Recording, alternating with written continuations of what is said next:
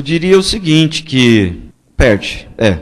Mas não é muito certo dizer que perde, porque se você se desviou, não é que você vai perder a salvação, significa que você nunca teve a salvação.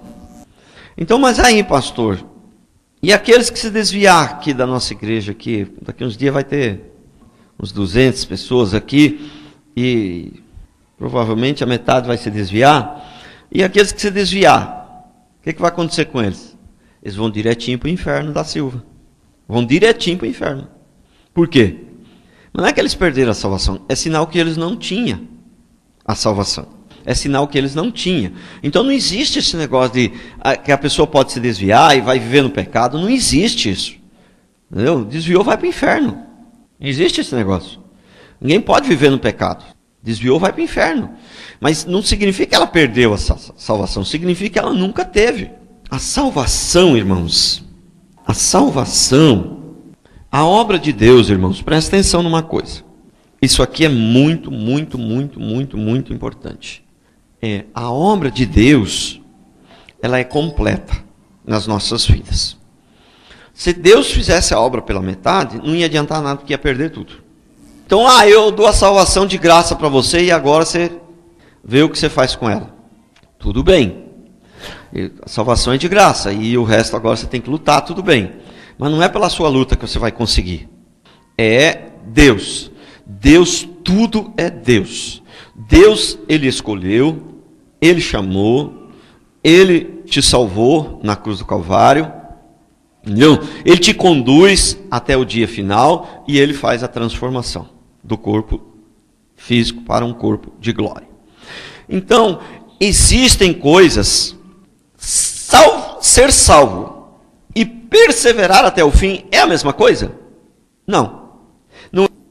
Mas coisas que elas não são a mesma coisa, mas são inseparáveis.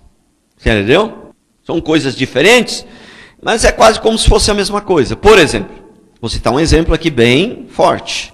Por exemplo, pai e o filho, eles são a mesma coisa, num certo sentido, eles são a mesma pessoa. Mas, num certo sentido, eles não são. Jesus veio em carne e osso, o pai não veio em carne e osso. Mas eles são inseparáveis. Eles são dois. Por isso que formam uma só pessoa. Por quê? É o Pai, Filho e o Espírito Santo, mas eles são inseparáveis. Entendeu? Então o que acontece? A salvação é uma coisa. A perseverança dos santos é outra. Só que são inseparáveis. Não tem como separar. Quem não persevera não é salvo. Quem não é salvo não persevera. Não tem como separar. Porque quem não é salvo não tem como perseverar. Porque olha ali, presta atenção nesses dois textos aí. Pelos seus frutos conhecereis. Colhemos porventura uvas dos espinheiros ou figo dos abrolhos? Pelos frutos a gente conhece. Então o que acontece? Pelos frutos a gente vê quem é salvo. Pelos frutos se percebe quem é salvo. Então você vê que são duas coisas inseparáveis. Não tem como você ter a salvação e não ter frutos. Porque é pelos frutos que se conhece. Pelo fruto da manga você conhece, aquilo ali é um pé de manga. Ele não sabia, ele não dava fruto antes, agora deu um fruto. Lá em casa eu tinha um pé de limão.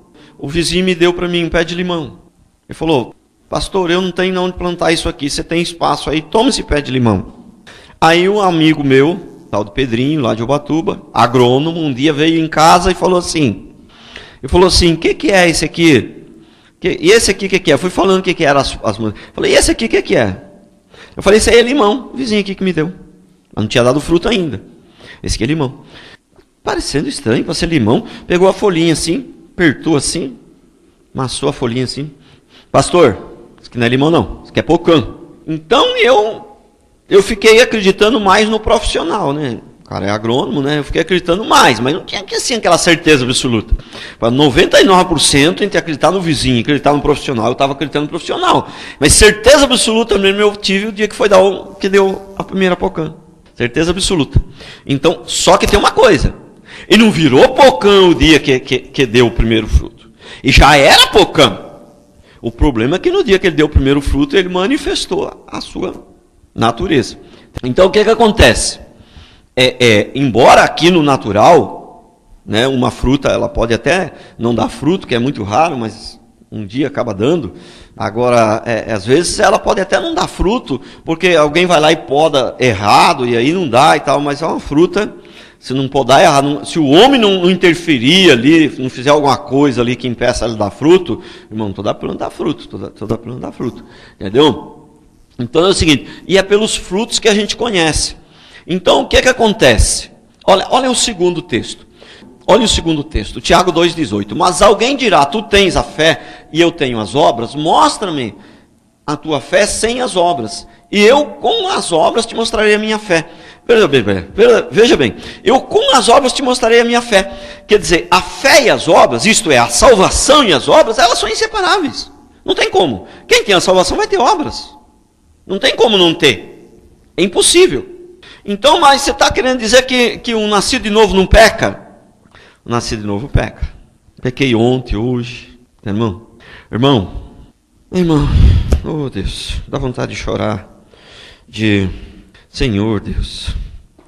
Mas então qual que é a diferença, irmão? Qual que é a diferença? Bom, vamos tentar ser bem claro aqui. Eu sei que muitas vezes não é simples assim, em palavras dizer sim, exato. Mas vamos tentar ser claro. Primeira coisa, quem é nascido de novo, ele já não peca mais tanto quanto ele pecava antes. Primeiro, ele peca menos. Essa é a primeira coisa. Segunda coisa, o pecado já é acidente, não é aquele pecado que... Irmão, quando eu estava no mundo, eu tinha prazer no pecado. Ainda contava para os outros, contava vantagem. E fala para mim que os outros, que é só eu que era assim. Talvez um pega uma varinha lá e não surra, não sei. Não é só eu que era assim, não, irmão. Quem é do mundo, ele além de pecar, ele tem prazer no pecado, não tem prazer em contar para os outros ainda. Então, primeiro, quem converteu, ele já peca menos. Já normalmente não são aqueles pecados mais cabeludos, graves. São coisas pequenas, só que como ele tem mais luz, ele consegue enxergar que aquela coisinha pequena também, se bobear, vai crescer, vai virar grande, entendeu? Então, é uma luta a vida cristã, é uma luta, é uma guerra. Então, primeira coisa, vai pecar menos. Segundo, o pecado vai ser um acidente. Por quê? Sempre não me esqueço de falar para vocês, uma ovelha pode se lambuzar na lama. Ela pode estar passando, correndo, tropeçar e cair e se lambuzar toda lá. Mas uma ovelha sair daqui assim e falar não que a ovelha não fala, mas ela sair para ir lá, se rolar na lama igual vai o porco, a ovelha não vai. A ovelha não vai. Então quem é nascido de novo, ele não decide pecar. Eu vou pecar, entendeu? Ele não. O pecado é acidental. Você entendeu? É acidental. E terceira coisa, aquele que é crente, quando ele peca, ele sente a dor, ele se arrepende, aquilo dói no nariz, no olho, no cabelo, na unha do pé, no coração, na alma, no espírito, dói, entendeu? E o pessoal do mundo não está nem verde. Como eu disse, ainda conta para os outros, ainda conta vantagem ainda. Então não é que o crente não vá pecar, pelo amor de Deus, porque aí não dá, né? O crente vai pecar, não tem jeito, você entendeu? Mas só que é diferente, Então, o crente não vai permanecer deliberadamente no pecado. Não tem como, porque Deus não vai permitir. Agora, deixa eu falar uma coisa para você. Se Deus permitisse, mas ia se lambuzar. Mas ele só não vai porque Deus não permite. Porque aquele que está de pé, é Deus que sustenta, a Bíblia diz. Ele não está de pé porque ele é bom, ele está de pé porque é Deus que sustenta. Então, tem diferença. O povo de Deus, se Deus fizesse a obra pela metade, só desse só a salvação, lógico que nós somos responsáveis pelos nossos atos. Por exemplo, Davi. Davi é salvo, nós sabemos que, pelo que a Bíblia diz tudo, ele morreu salvo. Mas ele pecou ou não pecou? E gravemente, muito grave. Você entendeu? E aí, quem que levou ele a se arrepender? Foi Deus. Por ele só ele não teria forças. O arrependimento é um dom de Deus também. Eu já li aqui. Né? O arrependimento é um dom de Deus também. Viu? Entendeu? Então foi Deus que convenceu, ele que deu forças, que levou ele a se arrepender, e ele se arrependeu genuinamente, foi perdoado. E as consequências que teve na vida dele, prestou atenção como você não perde a salvação, mas tem consequência. Prestou atenção como você não perde a salvação, mas tem consequência os atos. Como é que foi a vida de Davi depois do pecado? A família, as consequências inclusive não são só para nós, são para os nossos filhos também. Consequência para todo mundo, para as ovelhas. Quando um pastor peca, consequência para a igreja toda. Não é só para a família também, não, é para a igreja toda. Não peca gravemente, né? Lógico, aí é gravemente, né? Tem coisas que não dá tempo de ter consequências, tem coisas que são menores, né? Eu penso que Deus tem me guardado de não ter pecado para consequência. Eu creio que os pecados são coisas menores, mas como a gente tem um pouco mais de luz, de repente, então aquilo dói bastante também. Mas são coisas que já se arrepende imediatamente e não dá tempo de ter consequência.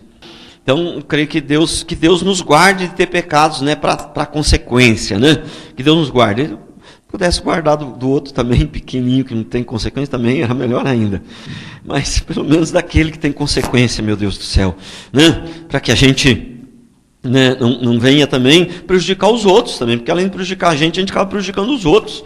Se você peca, né, coisas mais graves que venham a ter consequência, né? Então, Davi teve consequências gravíssimas. Então nós somos responsáveis pelos nossos atos. Você não vai perder a salvação, é Deus que te conduz em vitória, mas nós somos responsáveis pelos nossos atos. E o pecado tem consequência. Não, a pessoa do mundo, ela vai para o inferno. Nós não vamos ir para o inferno, mas tem consequência. Tem consequência. Então vamos lá. Primeiro princípio desta mensagem, né? Desta mensagem. Ele não só nos salvou, mas ele nos garante uma viagem segura até o destino. Ele nos garante uma viagem segura. Agora, eu falei segura, eu não falei tranquila. Prestou atenção? Segura, não tranquila. Segura no sentido que você tem a segurança que você vai chegar no final. Agora, aí se a viagem vai ser tranquila, aí também já depende um pouco de você. É Deus que faz a obra. Mas nesse aspecto nós somos cooperadores de Deus. É Deus que faz, sozinho você não faz nada. É Ele, o mérito é dele. É aquela frase que eu coloquei aqui, esses dias, né? Trabalhe como se tudo dependesse de você. Depois da obra feita, reconheça que tudo foi Ele que fez. Então, lute como se tudo dependesse de você. Mas depois de ter vencido, reconheça que tudo foi Ele que fez. Mas, então, ele garante uma viagem segura até o destino, porém não tranquila. Porque se você vai sair daqui, vai para Goiânia de carro, então ele garante vamos comparar a vida como uma viagem daqui para Goiânia de carro. Então o que acontece? Ele vai garantir que você vai chegar lá. Mas a maneira, os sofrimentos que você vai passar no caminho, aí depende da sua obediência. Se você não fizer um check-up no carro, o carro pode quebrar e vem o sofrimento. E vem a luta. E ele não vai permitir que você morra, que o carro exploda, porque ele tem um compromisso, uma aliança de fazer chegar em Goiânia. Mas as turbulências que vai vir no caminho, entendeu? As consequências, com maior for o seu pecado, quanto mais se quiser fazer do seu jeito e tal, entendeu? Vai ter mais consequência. Você vai se arrebentar bastante. Vai chegar lá em Goiânia meio baqueado, mas vai chegar lá. Porque ele tem um compromisso de te levar até lá. Sabe o que acontece? Deus fez uma aliança conosco. E a aliança é uma coisa inquebrável. A aliança de Deus é inquebrável, não existe aliança quebrável. Até essa aliança que a gente faz de Santa Ceia aí, que muitos pastores usam isso para escravizar os membros, né? Para ameaçar, né? Até essa aliança de Santa Ceia que a gente faz aí, ela é inquebrável, sabia? Você pode sair da igreja fisicamente. Ela não é que você é obrigado a ter essa aliança física, mas você tem que ter essa aliança espiritual. Por exemplo, um dia você... eu quero mudar de cidade, então eu vou sair da igreja. Pastor, o senhor perdoe e tal, mas eu vou sair da igreja e tal. Mas mesmo que não seja para mudar de cidade, mesmo que você gostou mais de uma outra igreja, você vai para lá. Mas você tem uma aliança inquebrável, você pode ir. Entendeu? Não é no sentido físico, mas você não pode falar mal, tem que torcer para aquela igreja, de repente, não precisa ficar orando e tal, mas também, se eu não quiser fazer nada de bom, não faça nada para prejudicar. Por isso que é complicado a gente ficar falando mal de igreja que a gente saiu, né? Pode até falar no particular, assim, se contar para o pastor, lá era assim, lá era assim, tal, mas, né, às vezes eu falo alguma coisa da outra igreja lá, depois me dá um temor, eu falo, puxa, não devia ter falado aquilo. Isso que é complicado, assim, entendeu? Falar de igreja que a gente saiu. Então é complicado. Então eu creio até que a gente tem que tomar bastante cuidado. Eu nem creio que não pode. Porque se a igreja que eu saí estiver fazendo uma coisa muito grave, eu tenho que falar. Eu não creio nem que não pode, eu creio assim que você tem que tomar cuidado. Porque quebrar aliança, na verdade, é você sair metendo a boca na igreja que você estava, sem pensar muito, né? Porque na verdade, tudo pode, né? No momento certo, na hora certa, se for. A igreja estava, mesmo que eu estava lá, e se ela estiver fazendo coisas muito graves, peraí, tudo bem, eu tenho uma aliança, mas isso aí está errado. Mas tem que ter muito temor, né? A igreja que a gente saiu tem que tomar cuidado, porque um dia a gente fez uma aliança lá, uma ceia e tal, mas muitos pastores usam isso para ameaçar que você não pode sair, para ameaçar, como se fosse uma aliança física. Mas nesse caso não é uma aliança física, né? No caso marido e mulher já é uma aliança física mesmo, né?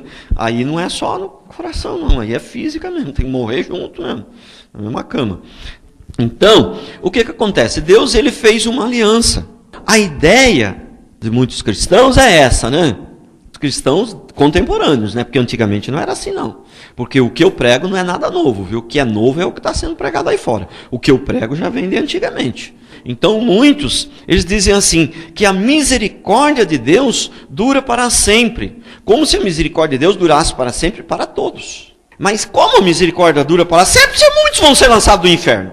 Então a misericórdia dura para todos quem? Todos os salvos, todos os eleitos. E com quem Deus tem aliança? Deus fez uma aliança com toda a humanidade, porque Deus amou o mundo. Primeiro que Deus amou o mundo, ele não disse que Deus ama o mundo. Segundo que Deus fez uma aliança com todos do mundo, com todas as nações, com todas as raças, mas não com todo ser humano individualmente. Como que ele fez uma aliança eterna com todos e vai lançar metade do inferno? Não, a aliança eterna é com os escolhidos, é com os eleitos. E a aliança é eterna, a aliança não existe aliança que não seja eterna.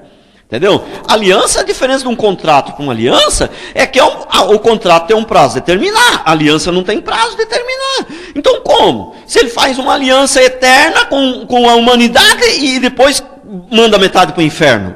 Como? Não existe. Mas é que aqueles lá, ele fez uma aliança com eles, mas eles pecaram. Não. A aliança não é para garantir o direito entendeu? A aliança não é para garantir o meu direito, é para garantir o direito do outro. Se o outro falhar, eu tenho que manter a aliança. A aliança é assim. Se o outro falhar, o contrato é para garantir o meu direito. Se ele falhar, quebrou o contrato. Não, aliança não existe isso. A aliança é para garantir o direito do outro. Se ele falhar, eu continuo. Aliança não existe isso. A parte contrária falhou, você quebra a aliança. Não. Isso aí é contrato. A aliança não é assim. E Deus fez uma aliança conosco, Ele fez aliança com todos, mas todos quem? Todos os eleitos, porque os outros vão ser lançados no inferno. O amor de Deus dura para sempre, como é que Ele vai amar a todos e lançar metade do inferno se o amor dele dura para sempre? Então, o amor dele é para com todos os eleitos, para com todos os salvos. Então, vamos lá. Então, Ele nos garante essa viagem segura, porém não, né? Segura não significa que vai ser tranquila, que vai dar tudo certo. Aí vai depender um pouco de nós também. Agora, olha, bom, se Deus nos deu a salvação, se Ele nos dá também a perseverança, também é Ele que faz. Então, eu vou viver na prática do pecado, porque vai dar tudo na mesma. Então, significa que a pessoa não nasceu de novo, porque seria mais ou menos o seguinte, veja bem, a lei é o diagnóstico, Jesus é o remédio. Então, você vai lá, você faz um diagnóstico de câncer. Olha, você tomou um açúcar lá, que aquele açúcar, ele dá câncer. 3 meses, você tomar um por dia daquele lá, você está com um câncer terrível.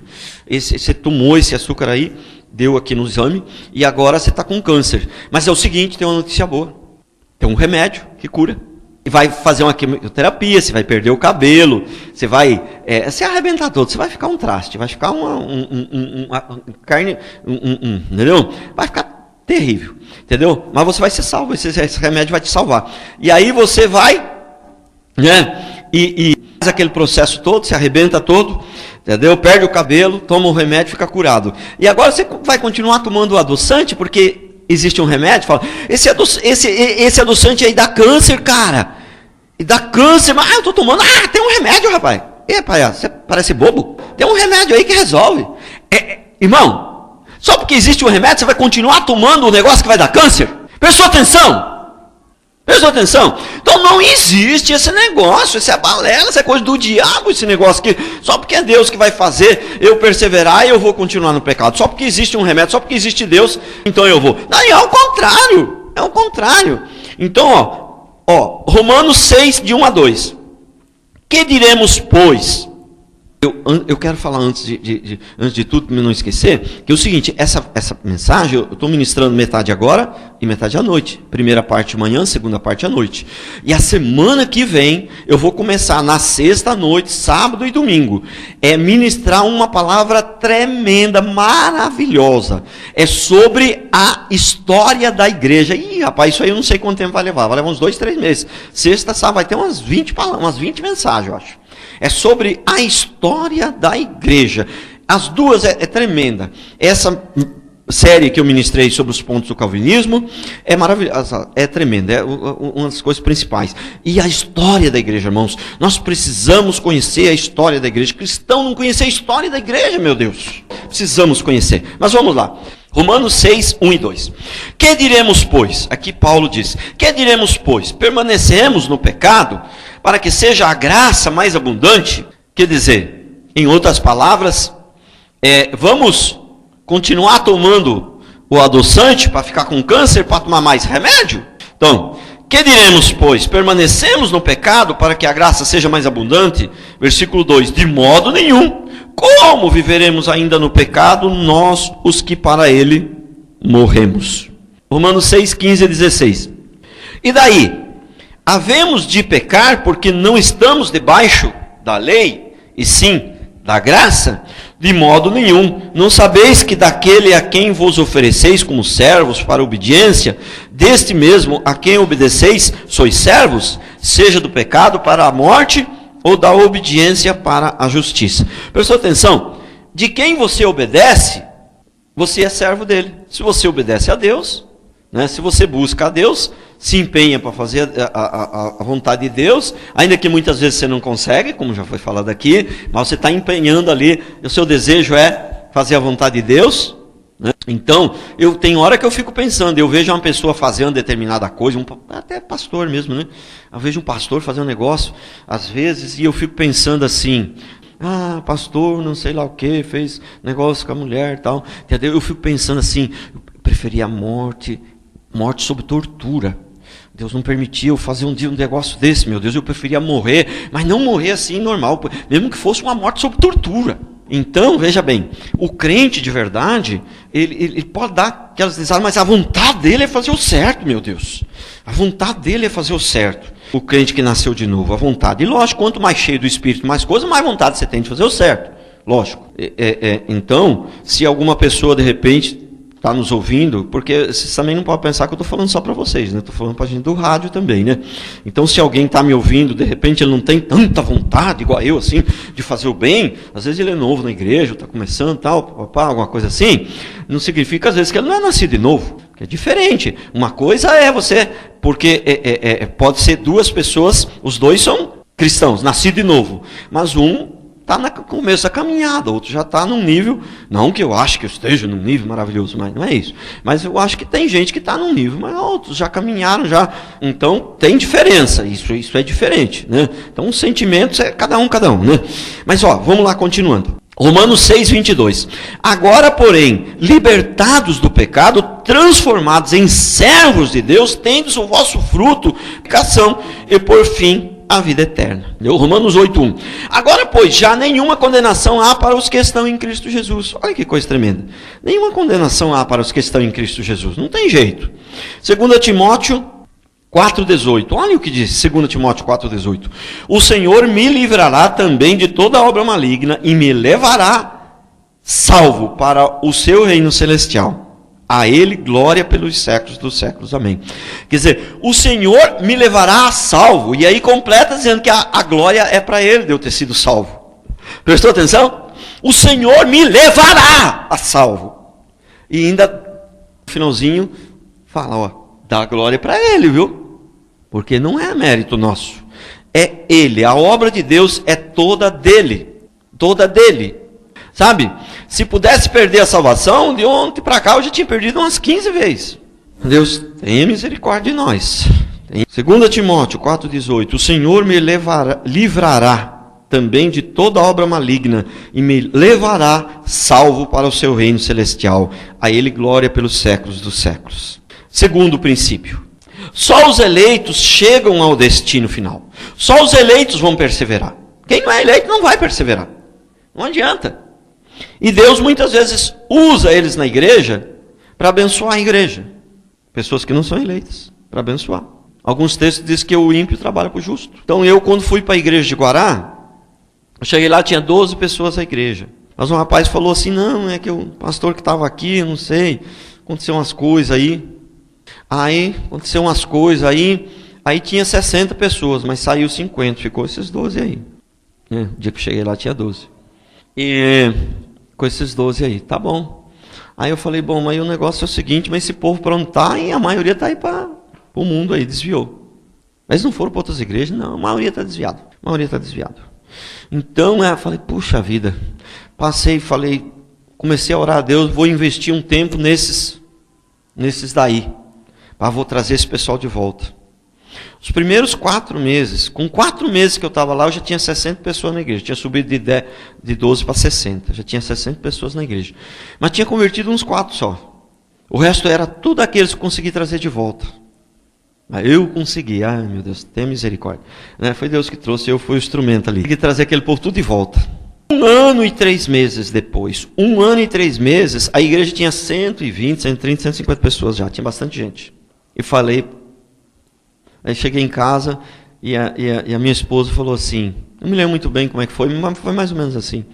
Minha esposa falou assim, Valmir, você sabe que aquelas 50 pessoas que estavam desviadas, a gente conseguiu trazer de volta, não tem mais nenhuma, só tem 2 na igreja, né? Ela falou, só tem 2 na igreja. O resto saiu tudo. Falou, é só o fulano e esse crânio. Eu falei, não tem mais, porque hoje eles falaram que vão sair. Entendeu? Não tem mais. E esse casal está nos Estados Unidos, já separado, a mulher já teve filho com um, já morreu, o cara já casou, está morando com outro, já uma bagunça. Não. Então, só que tem uma coisa. Esse pessoal me ajudou a trazer gente, me ajudou a trazer igreja, pagar as contas, que a dívida da igreja, quando cheguei lá há 14 anos atrás, era de R$4.000, era dinheiro para Dedéu. Entendeu? Esse pessoal aí que ajudou, deu dízimo para pagar as contas e ajudou a trazer gente. Entendeu? Mas eles mesmo depois saíram. Porque é o seguinte, pessoas que não são salvas, não adianta. Eles se desviaram, depois desviaram. Não estou dizendo que todo mundo que desvia uma vez, desvia de novo. Não estou dizendo. Porque tem pessoas que é o seguinte, ele desvia 10 vezes, 50 vezes. 50 vezes ele desvia. E aí, ele era crente? Não. Mas ele não pode se converter? Ainda pode. Ele pode. Ele desviou 10 vezes, mas na 9ª vez, aí ele vem e se converte, toma uma posição. Aí você fala assim, ele era crente, desde novinho, tá vendo? Ele desviou um monte de vezes, mas tá aqui, desviou nada, rapaz, desviou nenhuma vez. Ele não era crente, ele era na 11ª vez que ele veio, foi que ele converteu. Você entendeu? Então não existe. Agora, pastor, um crente não desvia de jeito nenhum? Sim, ele pode desviar. Um crente de verdade, ele pode se abalar, ele pode, às vezes, dar uma afastada e tal, mas ele não demora muito e ele volta, porque ele está lá fora, mas lá por dentro o negócio está fervendo. Está fervendo, entendeu? Ele consegue ficar lá fora, ele está incomodado, entendeu? Está fervendo. Agora, quem não é nascido de novo, desvia um monte de vezes, não está nem aí, ele está lá fora e não está muito preocupado. Entendeu? Então, uma preocupaçãozinha aqui na mente, mas lá por dentro ele está meio tranquilo. Entendeu? Então, só os eleitos chegam ao destino final. Entendeu? Mas pessoas muitas vezes vêm para a igreja, não são eleitos, e vêm, ajuda, dá dízimo e ajuda a trazer gente, mas não são eleitos. Um dia ele sai, aquele outro que ele trouxe fica, o que ele trouxe era eleito, se arrependeu e fica, e ele vai embora. Mas tem aqueles também que são servos de Deus, que vêm para azucrinar a gente, mas é servo de Deus. Que a gente está precisando mudar alguma coisa, entendeu? Tem alguma coisa que a gente precisa mudar na vida, e Deus envia aqueles, aqueles endemoniados, entendeu? Para vir, para mudar a gente. E se não fosse esses caras, eu não estaria... essas pessoas, Essas pessoas, uma vez lá uma vez uma pessoa lá em Ubatuba, ela chamava a irmã Casca, entendeu? Os irmãos chamavam ela de irmã Casca, lógico que era no secreto, assim, né? Nos escondidos, não era visível. Casca é cascavel. O marido dela era professor, entendeu? Aí, ela é o seguinte... Era difícil a mulher, mas difícil. Difícil. E eu comecei a amar. E aí um dia ela contou uma história, 40 anos de idade, 4 filhas. Um dia ela contou uma história que tinha sido violentada pelo pai quando era pequenininha, bebezinho. Né? Aí eu falei, e nunca mais viu o pai, nunca mais conversou com o pai. Eu falei, não, mas a gente tem que resolver a situação, não pode ficar assim. Entendeu? Seu pai mora onde? Mora lá em 800 quilômetros de distância. 800 não, menos. É perto de Ribeirão Preto. De lá de Ubatuba, é chão, acho que é uns 400, 500, entendeu? Aí falei, não, vamos lá. Mas eu não posso, não tem dinheiro, não. Eu pago. O combustível, não tem jeito. Posso pôr combustível, eu ponho combustível. Não, vamos lá, vai eu, a minha esposa, o seu marido, vamos lá. A gente vai. Aí, não, mas eu não tenho dinheiro nem para o almoço. Eu pago o almoço, não tem problema. Vamos lá, eu amo vocês. Vamos lá. Aquela caminhada, chegamos lá, maior surpresa, conversamos com o homem, com o pai dela, chegamos qual a conclusão, não foi assim de um minuto para outro, mas foi, Deus desvendou o negócio, né? Chegamos a uma conclusão que ela não tinha sido violentada coisa nenhuma, entendeu? Era tudo mentira da mãe dela, que a mãe dela, quando era pequenininha, separou do pai, e aí inventou essa história para, entendeu? Sabe? Chegamos a essa conclusão, quebrou tudo, ela passou a amar o pai dela, você entendeu? E aí, eu vou falar um negócio para você, ela continuou meio casca, viu? Mas não comigo. Continuou casca com os outros. Falasse alguma coisa de mim para ver se ela não vá no pescoço do camarada. Você entendeu? Então, o que acontece? Uma pessoa que nunca foi amada, porque ela ser meio ruim mesmo, ter um jeito ruim, ser uma pessoa muito difícil, então não tinha muita amizade.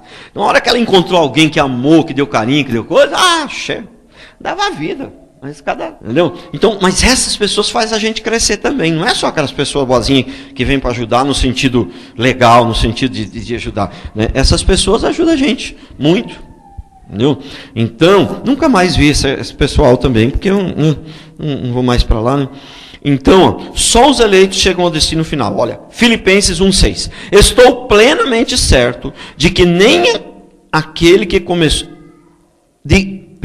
Estou plenamente certo, Filipenses 1,6, estou plenamente certo de que aquele que começou boa obra em vós há de completá-la até o dia de Cristo Jesus. Quer dizer, é Deus que vai fazer a obra em nós, é Deus. 1 Coríntios 1, 7 e 8, de maneira que não vos falte nenhum dom, aguardando vós a revelação do nosso Senhor Jesus Cristo, o qual também vos confirmará até o fim, para seres irrepreensíveis no dia do nosso Senhor Jesus Cristo. Veja bem, é o Senhor que vai nos confirmar. E Ele diz também que não vai faltar nenhum dom. Aí, nós vamos ter todos os dons? Já sei. Hoje à noite eu vou cantar aqui. Diz que a gente vai ter. Não vai faltar nenhum dom, entendeu? Não é assim que você vai ter todos os dons, mas vai ter os dons suficientes para seguir a caminhada, para ouvir Deus, entendeu? Ele vai te dar as condições, entendeu? Para você ser salvo. Agora, você vê que você tem que ter todos os dons, que você precisa cantar, você pode ser salvo sem ser cantor, sem ser músico, entendeu? Vai te dar os dons aqui, está falando da caminhada, certo? Então, vai ter tudo, você vai ter as condições, você vai ter tudo que você precisa para completar a caminhada. Não vai deixar faltar alguma coisa que torne impossível a sua caminhada. Ele não vai deixar. Ele não vai deixar faltar. Entendeu? Então, essa viagem, ele vai garantir a viagem. Ele vai garantir. Então, não vai. O carro pode até quebrar, mas vai haver um conserto, vai vir uma peça, vai aparecer um... Entendeu? Você vai chegar lá. O carro pode pegar fogo, a traseira, mas a parte do motor fica boa, dá para você continuar indo. Ele não vai permitir que o carro queime inteiro e você não conseguir chegar no destino. Entendeu? Então, turbulência vai ter, luta vai ter. Mas ele vai te dar as condições de chegar até o fim. Entendeu? Não vai faltar nenhum dom para este propósito. Né? Significa que você vai ter todos os dons, sem exceção. Então, 1 Tessalonicenses 5, 23 e 24. O mesmo Deus da paz vos santifique em tudo. Veja bem, é Ele que nos santifica. Nós somos santos, mas quem nos santificou? É Ele. E quem continua nos santificando? É Ele. Entendeu? A obra é dele. o mesmo Deus da paz vos santifique em tudo, e o vosso espírito, alma, corpo, e sejam conservados íntegros, irrepreensíveis na vinda do nosso Senhor Jesus Cristo. Fiel ao que vos chama, o qual também o fará. Ele é fiel, o que nos chamou é fiel. E ele é tão fiel que ele também vai fazer a obra chegar até o fim, meu Deus. É ele que faz a obra. Portanto, qual que é a grande implicação que tem nessa doutrina, que é a verdadeira, eu entendo, daquela que perde a salvação? Qual que é a grande implicação? A implicação que tem na prática. Na prática. Tem muitas, mas uma delas, você vai ser mais humilde. Aquela pessoa que acha que perde a salvação, ele nunca vai ser muito humilde, não tem jeito. Não tem jeito, porque ele acha que ele tem muita influência ali no negócio, entendeu? Ele não tem como ele achar, entendeu? Olhar, por exemplo, eu sou pastor, muitos anos já de ministério, entendeu? Me dedico de coração, de alma, de espírito, de sangue, de tudo, me dedico mesmo, entendeu? Se eu não tivesse esse entendimento aqui, você acha que eu ia olhar para um camaradinha novinho, convertido, carnal, indo ali, você acha que eu ia olhar para ele e me sentir igual a ele? Não ia ter jeito. Mas como eu sei que a obra toda é Deus que faz, eu me sinto igual a ele. No momento eu estou agindo melhor que ele, mas eu não sou melhor que ele. Mas no momento eu estou agindo melhor que ele. Né? Uma coisa é você estar agindo melhor, mas a glória é de Deus, não é minha, foi Deus que me fez. Entendeu? Por isso que aí vem a humildade. A gente acaba ficando mais humilde na marra, porque não tem como muito você... É lógico que a gente esquece, tem hora e soberbinha, né? Quando você vê, já levanta, né? Entendeu? Mas assim, conscientemente, você ser soberbo, já não dá mais, irmão, não tem mais jeito. Você tem que se devorar, você tem que se render, não tem jeito. Você tem que se render, não tem jeito, né? Então, olha, 1 João 2,19. Eles saíram do nosso meio, entretanto não eram dos nossos, porque se tivesse sido dos nossos, teriam permanecido conosco. Todavia eles se foram para que ficasse manifesto que nenhum deles era dos nossos. Ah, meu Deus do céu. 1 João 5,4. Porque todo o que é nascido de Deus vence o mundo, e esta é a vitória que vence o mundo, é a nossa fé. Mas a fé vem de quem? Vem de Deus. Entendeu? E quando diz que a vitória é a nossa fé, parece que eu tenho fé, eu tenho mais do que ele.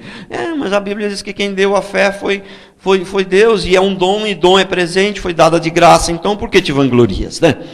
2 Coríntios 13,5. Examinai-vos a vós mesmos, se realmente estáis na fé. Provai-vos a vós mesmos, ou não reconheceis que Jesus Cristo está em vós, se não é que já estáis reprovados, né?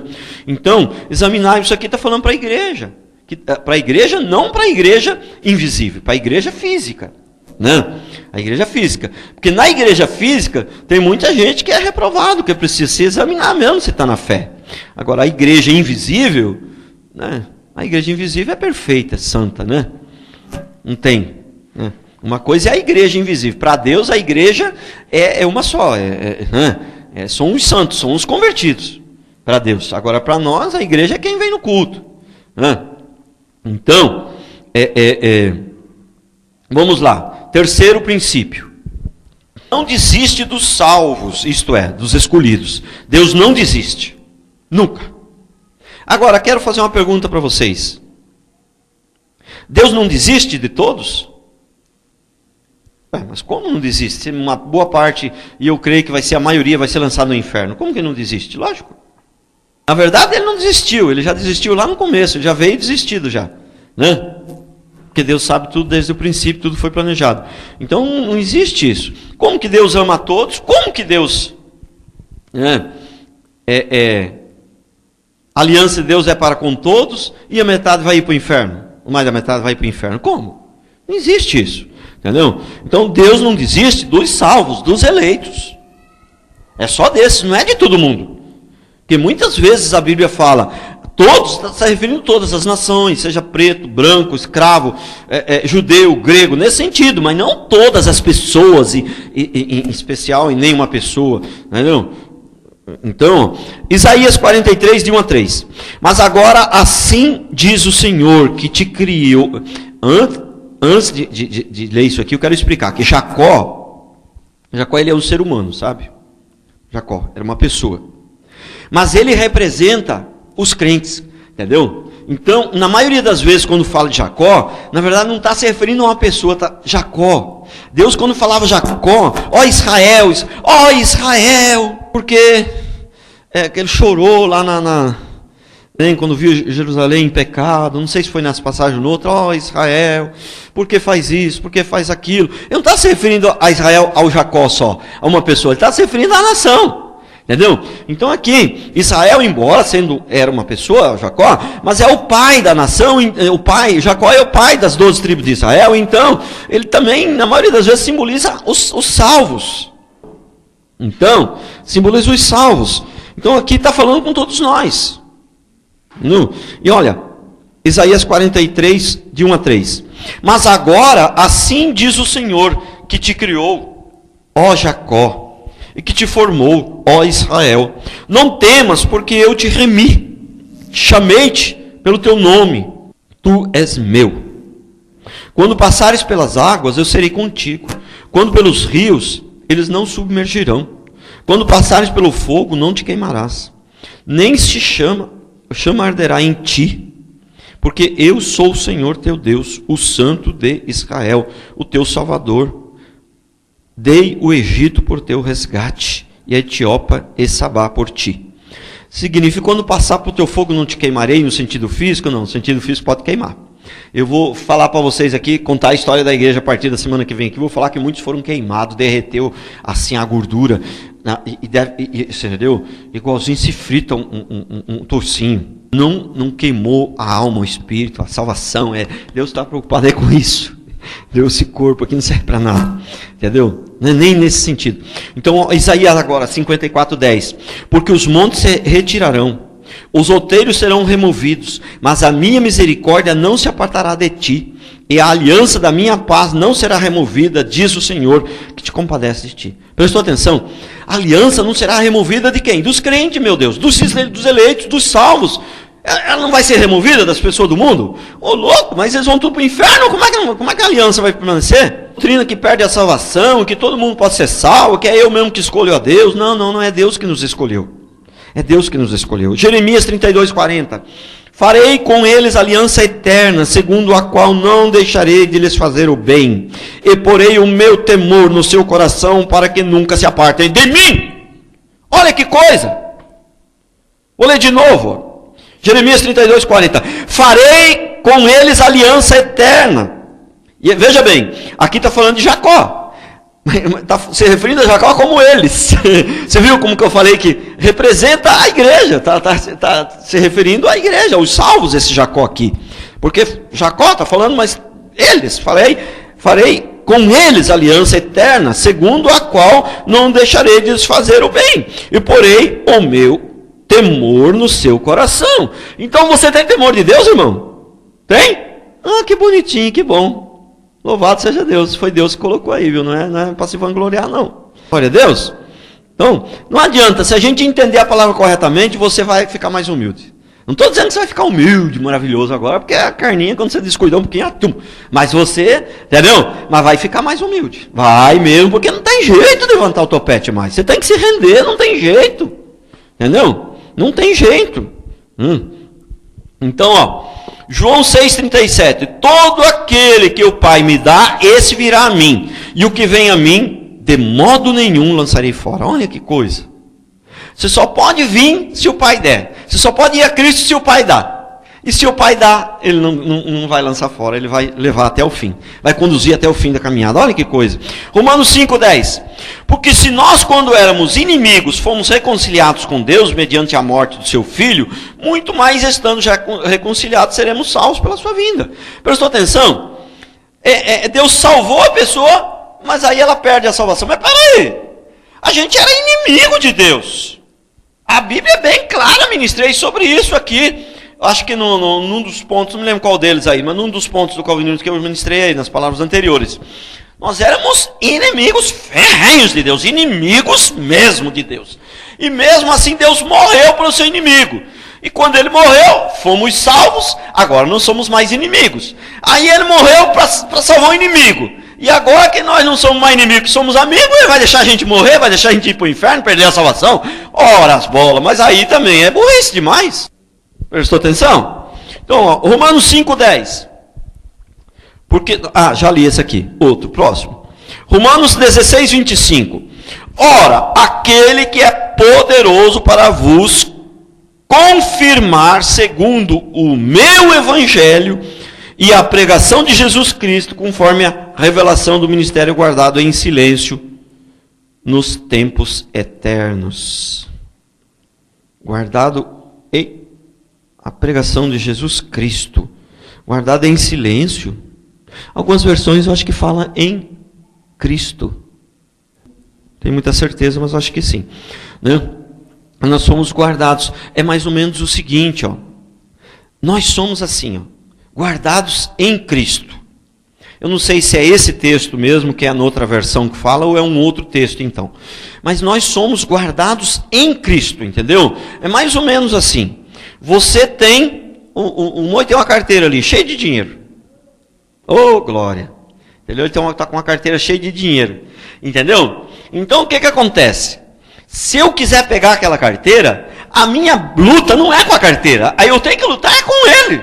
E o bicho é meio grande, cara. Vai ser difícil. A luta não é com a carteira. É com ele. Porque ela está guardada no bolso dele. Então nós estamos guardados em Cristo. Então se o diabo quiser levar de novo a gente, ele vai ter que lutar é com Cristo. Não é comigo. É com Cristo que ele vai ter que lutar.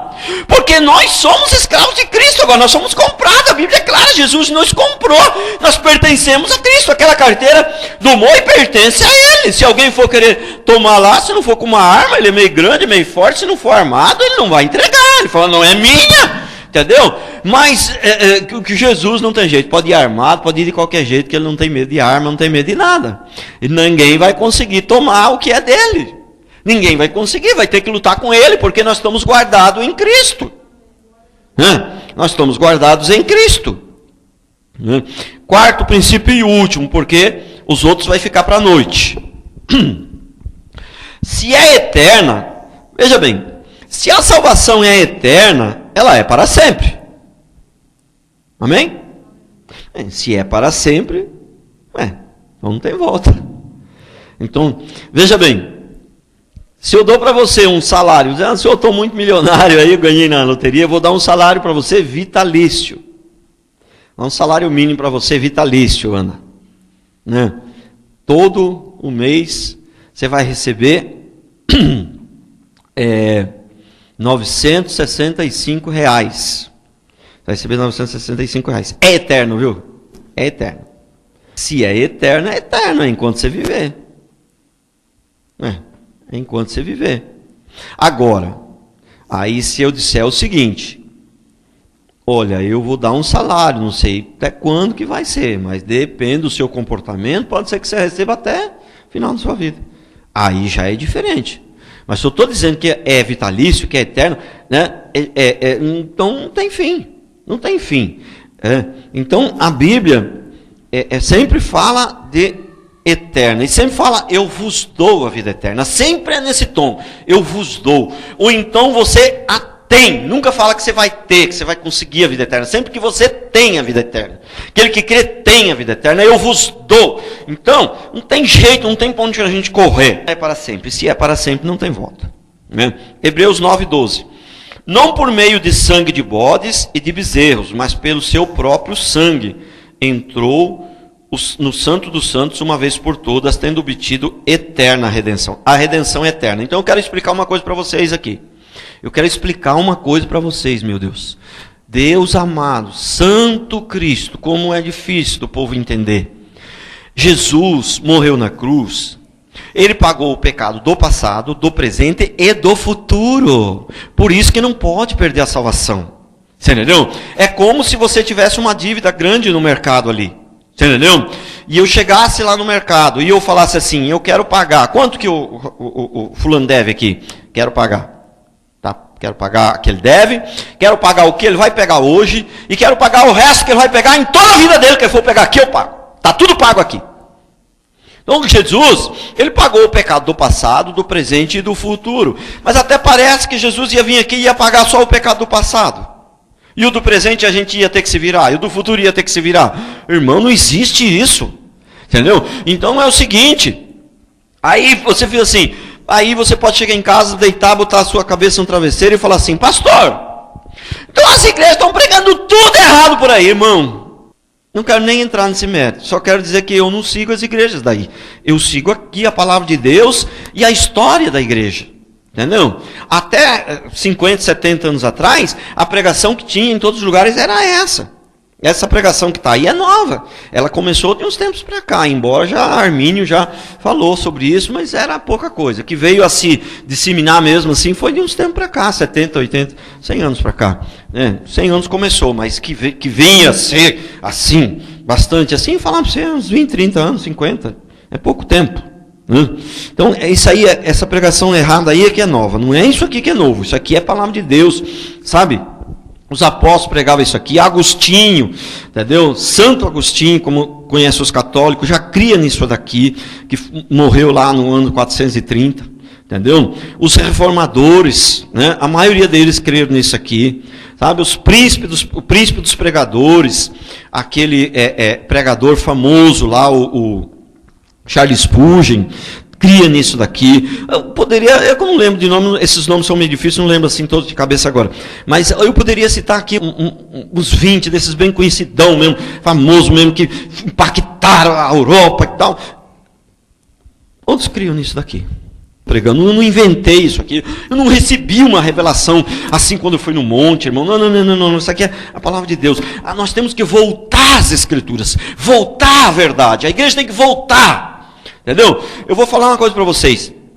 Hoje, eu creio que a igreja está precisando de uma reforma. Porque a reforma foi feita há 500 anos atrás, mas já se perdeu. E está precisando de uma nova reforma hoje. Precisando de uma nova reforma. Deus levantar um homem forte, coisa ali, para mudar esse negócio. Porque está tudo errado. Entendeu? Aqui, ó. É só nós que prega certinho, coisa assim? Não. Tem muitas, eu vejo na internet lá, tem um monte de pregador, de homens de Deus pregando essa verdade aqui. Muitos. Se acha de tipo mocinha, uma mocinha de 17 anos. Eu peguei uns vídeos dela lá. Que palavra, tudo nesse tom aqui, ó. Entendeu? Uma mocinha com 17 anos.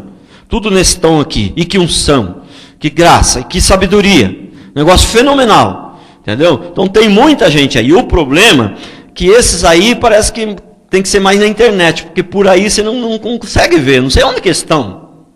Eu creio que tem muita gente boa por aí ainda dando a vida pela obra de Deus, eu creio que tem. O problema é que os que estão mais em destaque aí parece que é tudo os falsos. E quando eu for falar da história da igreja, eu vou falar dos apóstolos, irmão, você vai cair. Vai ter que fortalecer as cadeiras que você vai cair. Falar sobre os apóstolos. O que é o falso apóstolo? No Brasil já tem quase 30 mil apóstolos. Fiquei sabendo aí. Irmão, tem uns dias vai ter mais apóstolo do que ovelha, do que gente na igreja. Porque não precisa de ninguém. É um negócio que cresce rápido porque eles mesmos se intitulam, né, apóstolo, né? O pastor lá chama os diáconos e fala para eles orar para ele e ordenar ele apóstolo. Já viu isso? Sabe? Eu tenho que receber de alguém maior. Entendeu? Eu tenho que receber de alguém maior a ordenação. Não posso receber de alguém menor. O menor, em Hebreus fala, o menor não pode abençoar o maior. Nesse sentido, não pode. Né? Pode. Eu tenho que receber do maior. Né? Então, vamos lá. Hebreus 9:12. Esse eu já li. 1 João 2:25. E esta é a promessa que ele mesmo nos fez. A vida eterna. Ele nos fez uma promessa, simples assim, a vida eterna. Simples assim. 1 João 3:9-10. Todo aquele que é nascido de Deus não vive na prática de pecado. Pois o que permanece nele é a divina semente. Ora, esse não pode viver pecando, porque é nascido de Deus. Nisto são manifestos os filhos de Deus e os filhos do diabo. Todo aquele que não pratica a justiça não procede de Deus, nem aquele que não ama a seu irmão. Entendeu? Então, aquele que não pratica a justiça. O que é praticar a justiça? Nós pecamos, mas nós praticamos a justiça. Né? A gente não é injusto.